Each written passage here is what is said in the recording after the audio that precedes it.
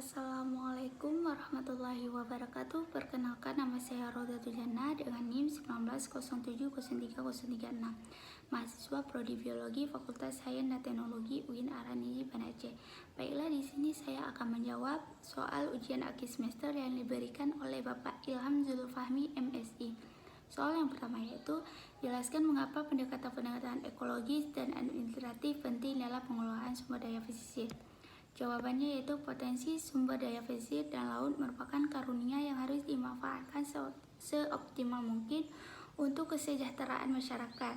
Sedangkan di luar potensi sumber daya pesisir dan laut yang besar, sudah jamak diketahui bahwa wilayah pesisir dan laut menyimpan potensi permasalahan sekaligus ancaman, terutama yang berasal dari aktivitas manusia. Pencemaran industri di darat, pemanfaatan sumber daya yang berlebihan, atau konflik pemanfaatan sumber daya adalah contoh permasalahan dan ancaman yang ada dalam konteks pengelolaan pesisir dan laut.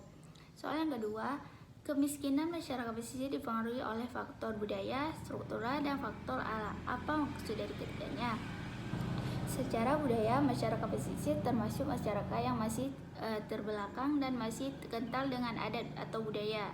Di samping itu, kurangnya kesempatan berusaha, kurangnya akses terhadap informasi, teknologi, dan pemodalan.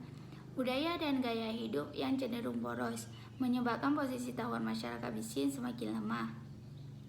Secara struktural, masyarakat pesisir mempunyai cara berbeda dalam aspek pengetahuan, kepercayaan, peranan sosial, dan struktur sosialnya. Masyarakat pesisir tidak mempunyai banyak cara dalam mengatasi masalah yang hadir. Masalah kompleks yang dihadapi masyarakat pesisir adalah kemiskinan, keterbatasan pengetahuan untuk pengelolaan sumber daya dan teknologi, serta peran aktif antara pihak luar dengan masyarakat pesisir, sehingga dapat menghidupkan kualitas dan keterampilan masyarakat pesisir tanpa melunturkan karakter budayanya. Secara faktor alam, terjadinya pasut berkelanjutan. Soal yang ketiga yaitu langkah-langkah efektif apa yang diperlukan dalam memberdayakan masyarakat pesisir. Yang pertama, peran dari prinsip pembangunan berkelanjutan dari para perencana dan pemegang kebijakan merupakan tantangan untuk dapat mentransfer dalam pengelolaan.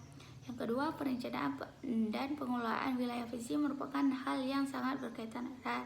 Yang ketiga, perencanaan dan pengelolaan yang mengacu pada komitmen dari berbagai pihak menjadi penting, sehingga muncul berbagai bentuk pengelolaan seperti komunitas bas, kolaboratif, dan komunitas bas.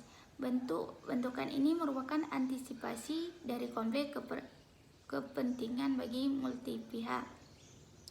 Yang keempat itu pengelolaan wilayah pesisir merupakan hal yang perlu menjadi perhatian bersama tanggung jawab, dan pengelolaan yang berkelanjutan meliputi usaha internasional hingga pada tataran lokal, bersama dengan penggunaan wilayah pesisir, penduduk perusahaan swasta, kelompok swasta, kelompok-kelompok advokasi, dan pemerintah.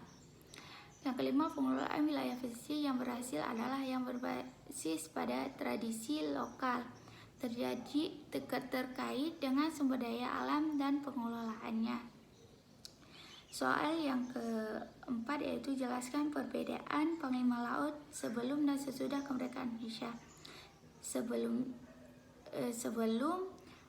Sebelumnya Panglima Laut pada masa pemerintah Sultan Iskandar Muda memiliki dua tugas, yaitu memobilisasi peperangan dalam rangka melawan penjajahan dan memungut cukai atau pajak pada kapal-kapal yang singgah pada tiap-tiap pelabuhan di Aceh. Kalau sesudahnya yaitu pasca kemerdekaan Republik Indonesia 17 Agustus 1945, di masa kerajaan sudah dileburkan ke dalam negara kesatuan Republik Indonesia. Tugas Panglima Laut mulai bergeser menjadi mengatur tata cara penangkapan ikan di laut bagi hasil dan tata cara penyelesaian sengketa jika terjadi pelanggaran di laut. Soal yang kelima, jelaskan terbentuknya daerah pelindungan Irwar Ikhwan Iba di Kabupaten Raja Ampat, Papua. Jawabannya, sudah ada hukum adat dalam tradisi masyarakat Lamalera untuk tidak menangkap paus jantan besar dan paus yang sedang hamil. Hukum adat Lamalela Ini sama dengan konsep pemerintah untuk melakukan konservasi terhadap mamalia laut di Laut Sawu nanti, katanya.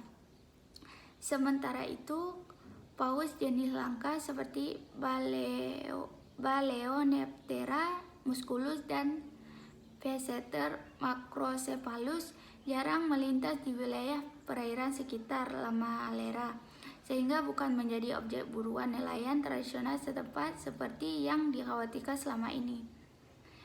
Soal yang keenam yaitu bagaimana sejarah lahirnya tradisi Mane. Jawabannya, lahirnya tradisi Mane dilatar belakangi oleh sebuah gempa besar, dan gempa besar tersebut yang memicu tsunami pada tahun 1628. Akibat bencana alam ini, Pulau Kokorotan induk terbelah menjadi 3 bagian, yaitu Pulau Kokorotan, Pulau Intata, dan Pulau Malo. Hanya 8 warga yang selamat dari bencana dahsyat kala itu. Mereka merupakan cikal bakal 4 suku yang kemudian mendiami Kepulauan Kokorotan Intata, yakni Waleowala, Pondo, Malonca, dan Papara. Di masa kemelangan tersebut datanglah kepada mereka 2 orang asing. Di luar perkiraan, mereka mengerak-ngerakkan dedaunan ke dalam air. Sekian jawaban saya, lebih dan kurang saya minta maaf. Assalamualaikum warahmatullahi wabarakatuh.